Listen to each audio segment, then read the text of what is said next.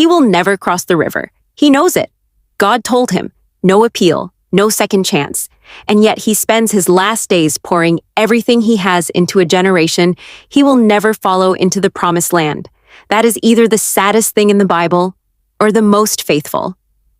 Sunday, Week 10, Reflection. The faithful side of the river. This week we read Deuteronomy, 5 books into the Torah, 5 weeks from Genesis to here, and Deuteronomy is unlike anything that came before it. Genesis gave us the beginning. Exodus gave us the rescue. Leviticus gave us the law. Numbers gave us the wilderness. But Deuteronomy gives us something rarer.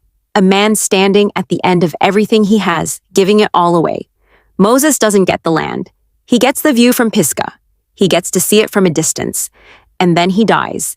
But before he dies, he talks. He talks for the entire book. And what he says, and how he says it, tells us more about faithful obedience than almost anything else in Scripture. On the surface, Deuteronomy is a law book. Moses repeating the commandments. Moses laying out the rules for the land they're about to enter. But underneath it is something else entirely. It is a love letter.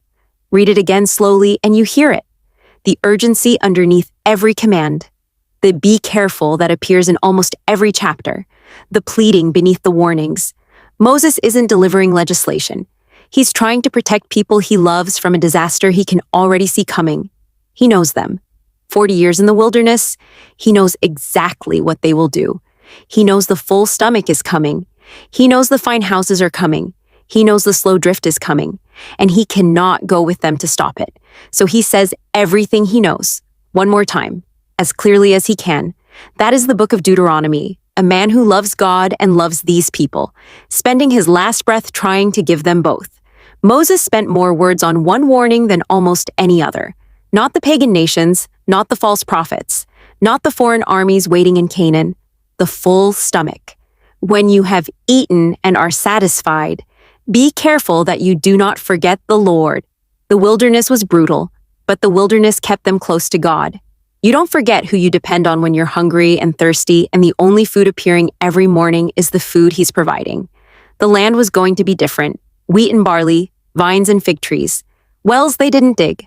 Houses they didn't build. Full pantries, comfortable beds. And that is where faith goes to die quietly, not in persecution, not in suffering, in comfort, in the slow forgetting that comes when life gets good enough that you stop noticing who made it good. Moses named this trap 3,000 years ago. It is still the most effective trap in operation today. Where in your life has comfort quietly replaced dependence? What did you pray for desperately that you've stopped thanking God for? We watched Marcus Webb sit at that kitchen table this week, and the hardest thing about that scene, the thing that should stay with us, is that Dana wasn't wrong about what she'd lost. She wasn't wrong that Marcus had failed her. She wasn't the villain. She was a woman who had given everything and slowly became invisible in her own marriage. Marcus's failure was real. His neglect was real.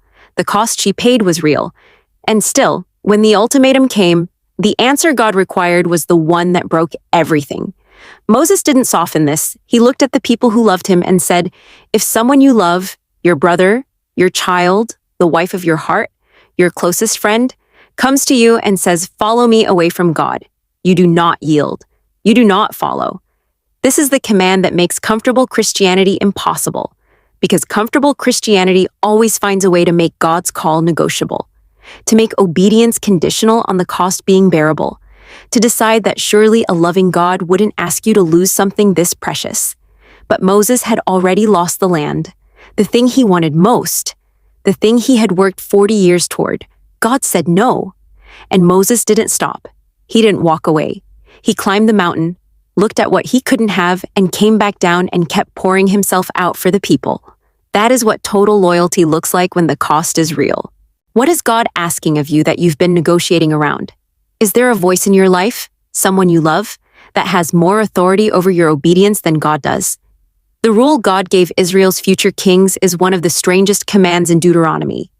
Every king must write out the law himself, in his own hand, and read it every day of his life. Not have a scribe copy it, not read a summary. Write it out word by word, line by line, in his own hand. Why? Because power is amnesiac. Success rewrites your memory. The higher you climb, the easier it becomes to forget that you didn't build the ladder. The easier it becomes to believe that your position is the result of your greatness, rather than God's grace. The daily reading of the law was an act of daily submission, a king picking up the scroll every morning and reminding himself, I am not Pharaoh. I am not above this. I am a brother given a job. The same covenant that applies to the poorest man in Israel applies to me. What is your daily practice of submission? Not the Sunday morning performance, the Monday morning practice, the Tuesday morning practice, the thing you do when no one is watching that keeps you honest about who you are and who God is. When did you last read, slowly, deliberately, the words that called you into this life? What daily practice keeps you from drifting into believing your own press releases? Moses ends his constitutional vision with a promise. A prophet is coming, like me, from among you. Listen to him. For 1400 years, Israel waited. Great prophets came and went. None of them quite matched the description. None of them spoke to God face to face the way Moses did. And then, in the first century, a man stood up in a synagogue in Nazareth and read from the scroll of Isaiah and said, Today this scripture is fulfilled in your hearing. The same crowds who heard Moses say, Listen to him, heard a voice from heaven say, This is my son, listen to him. Same words, different river, everything Moses pointed toward, fulfilled. Deuteronomy is not just law, it is longing.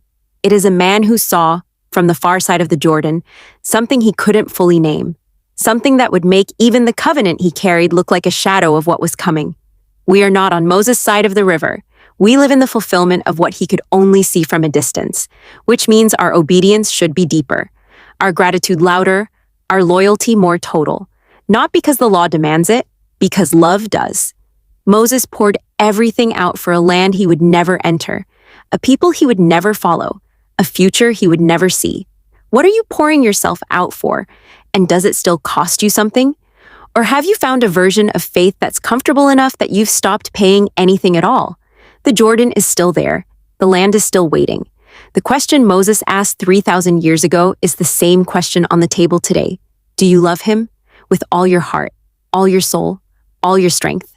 Not in the gymnasium, not in the crisis, not when you need something. Now, here. When life is good and the pantry is full and there's no burning bush in sight, now is the test that matters. Next week, Deuteronomy 20 through the end, the Song of Moses, his final blessing over each tribe, the climb up Pisgah, the view he gets instead of the land, and the last line of Deuteronomy, 4 words that close the Torah and open everything that comes after. Week 10 complete, 52 days in God's presence. Still reading, still here. Keep going.